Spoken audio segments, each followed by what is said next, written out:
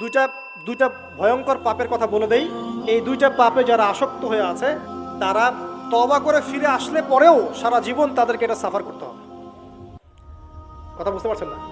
তওবা করে ফিরে এসেছেন মনে করে, তারপরেও আপনাকে সারা জীবন এই পাপের ফলটা ভোগ করতে হবে। এক, মাদকদ্রব্য দীর্ঘদিন সেবন করেছেন, তওবা করেছেন, ফিরে এসেছেন, আল্লাহ হয়তো মাফ করে দিয়েছেন, আল্লাহ পাক মাফ করে দিয়েছেন, বাট আপনি আপনার দেহের যে ক্ষতিটা করে ফেলেছেন এটা পোষাতে পারবেন না। এক না। দুই, তখন আপনি যদি বিয়ে করেন আপনি স্ত্রীকে সন্তুষ্ট করতে পারবেন না। হ্যাঁ। দুই নাম্বার হচ্ছে এই যে গোপনে যুবকরা যে পাপটা করে, মাস্টারবেশন, যেটাকে আমরা বলি হস্তমৈথুন, এই পাপ যেসব যুবকরা করছে বা করে, এবং অ্যাভেলেবেল এই পাপটা সবাই করে, কারণ এখন পর্নের যুগ, পর্ন দেখলে তো আর কোনো উপায় নাই, তখন তো এই পথেই যেতে হচ্ছে, নিজের উপরে নিজেকে জুলুম করতে হচ্ছে।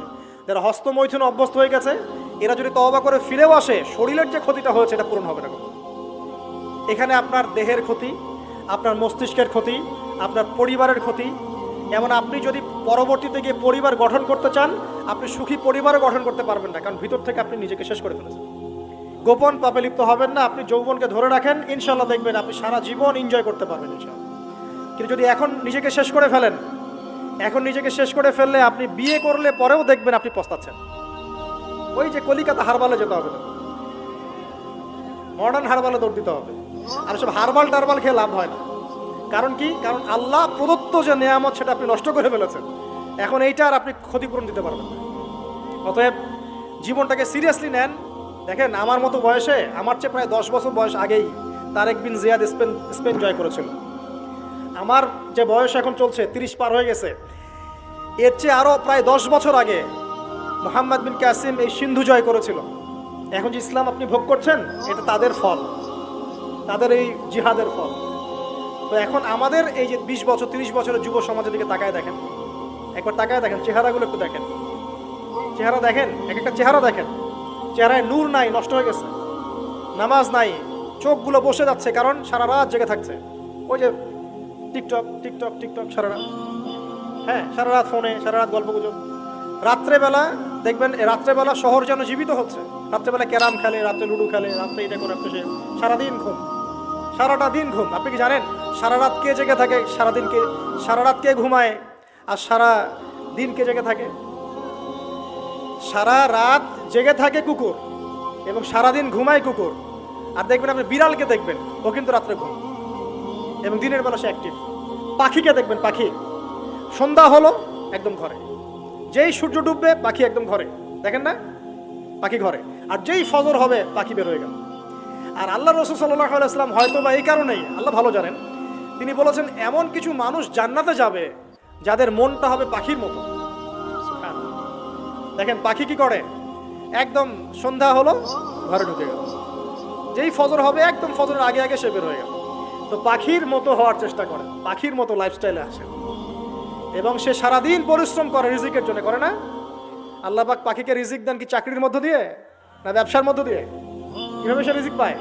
তাওয়াক্কুল, তাওয়াক্কুল, আল্লাহর প্রতি তাওয়াক্কুল। আর তাওয়াক্কুল করে কি সে ঘরে বসে থাকে না রিজিক সার্চ করে, রিজিক তালাশ করে? আপনিও রিজিক তালাশ করেন, আল্লাহ পাক রিজিক দিবে ইনশাআল্লাহ।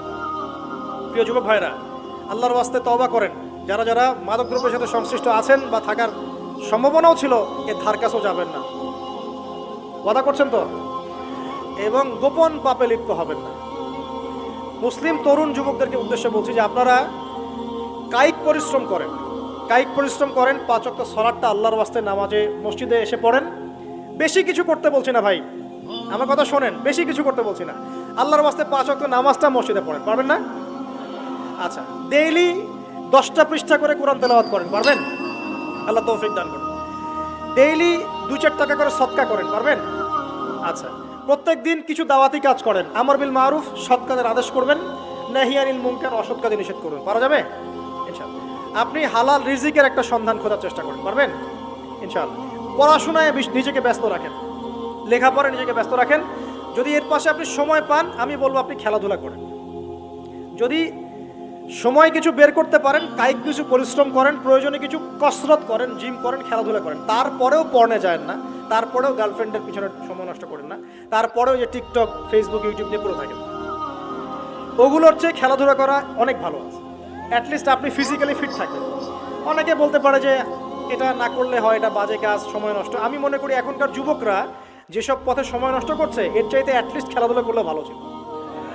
একটা সময় ছিল না, আজকে থেকে 10 বছর আগে প্রচুর খেলা হতো না?